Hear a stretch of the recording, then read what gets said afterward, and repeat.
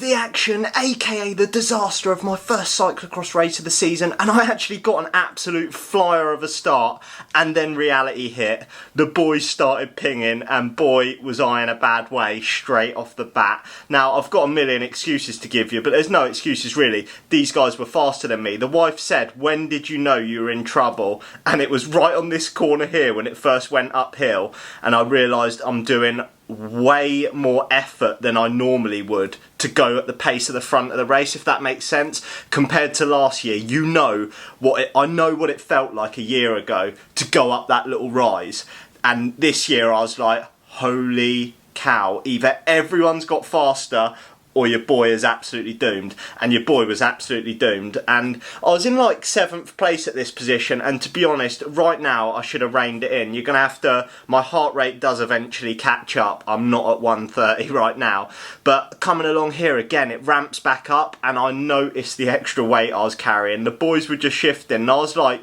I don't normally do this sort of power, and I can't sustain it. And this was my first big mistake. Your boy got a bit excited, and I almost put him in the tape there, apologies, but yeah, your boy got a bit excited, and then the wheels completely fell off, because I was going down here and I was like trying to freewheel, trying to go with it. I was like letting the wheel go on like a flat drag where I should have just been sat in the draft, because my legs felt empty.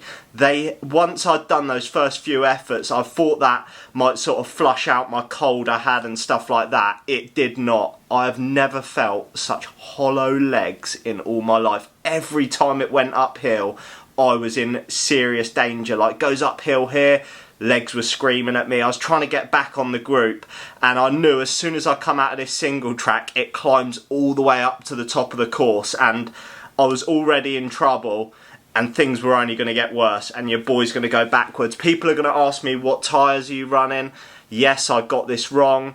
I had either slicks or muds. I should have had the inters on the tubeless setup, so I had to run muds.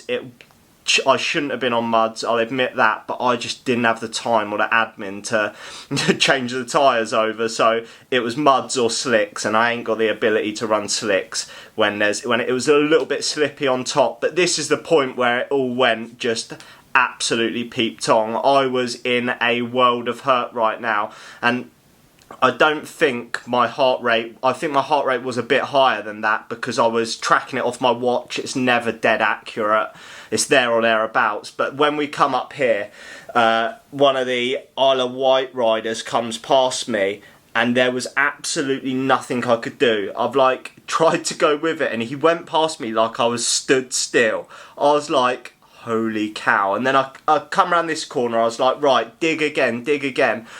I've got to admit, if I was hitting these sort of watts in this first bit at last year's race weight, I'll probably be pinging. I'm not going to lie to you, but I was putting out watts and I felt like I was going nowhere.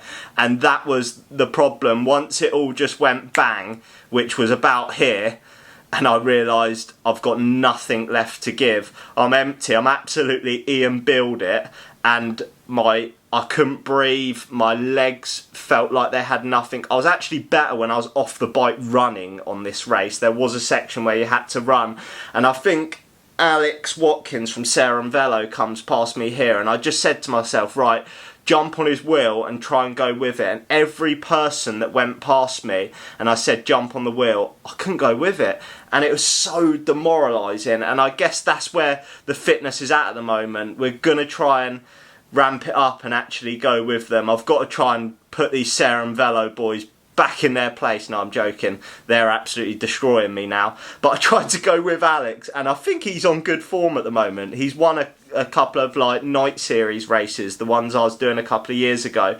And right here, when it went downhill, I just had to stop pedalling. Look, heart rate 180, I was like, I've got to stop pedalling. My legs had absolutely nothing. And what are we?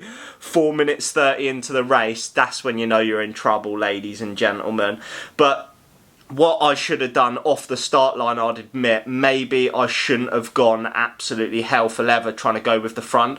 The problem was I didn't know where my level was at, where my fitness was at with cold and not training and stuff like that, and now being a father. So in my head I was like, go with it, see where you're at. We now know where we're at the back. I shouldn't have been even on the front row. It was only from my results from last year. So next race I will be further back. So that is a problem already. And it was just at this point where rider after rider came past me, and every time I tried to jump on the wheel, look, you'll see, and I couldn't follow it.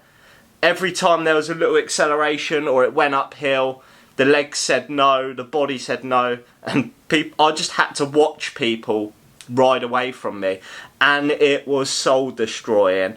And when I tell you, every man and his dog went past me in a minute. I think I'm like probably just clinging on to a top 10 right now, and if I could have held that position I wouldn't have been too disappointed. But you know, it was just disaster from here on in. It was pure survival mode is the only way of putting it. But fear not, we had a wicked little battle for 21st place on the last lap, which we will get to in a minute. But we come hurtling down this little straight section, and on the left I think I could already see the boys that were leading the race coming the other way, and I was like, oh god, I used to race against these people and they're absolutely gone. But well, they come in, I think they just come round down the bottom of the descent over there. But we hit this running section, and I was actually like half decent when I was running. I lost a couple more places here because maybe I wasn't alright. I was better running, I'd say, than on the bike. But the boys were shifting. Look at God, I thought, this is it. Mo Farah. Absolutely bolting up here. But yeah, as soon as I got back on the bike, so I looked, another couple of places gone, and then it just continued to fall to pieces, unfortunately, ladies and gentlemen. No ponies, no power, absolutely dispatched by every man and his dog. And we jumped on, went round the next little bit past pits. Dad's looking at me like, what is going on? Then another rider comes past.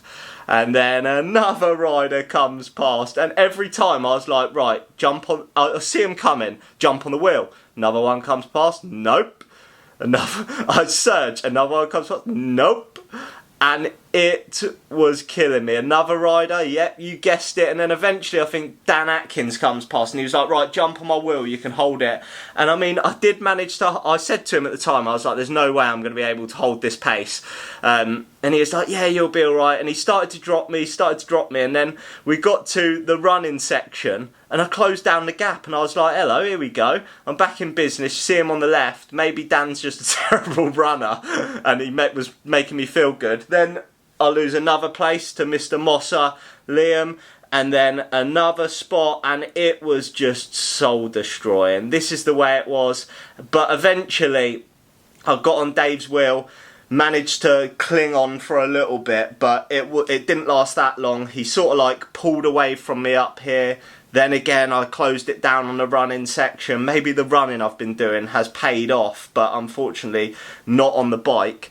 And then eventually we got to the point where another rider dispatched me. Thank you, ladies and gentlemen. It's painful commentating on this. It's bringing a tear to my eye. But then eventually the leader come past, and boy oh boy did he go past me like I was stood still. And then another rider comes past, and I dropped back to 22nd. This is where I stayed for a bit. Rory, who's in front of me right now, is the man we have an epic battle with on the last lap.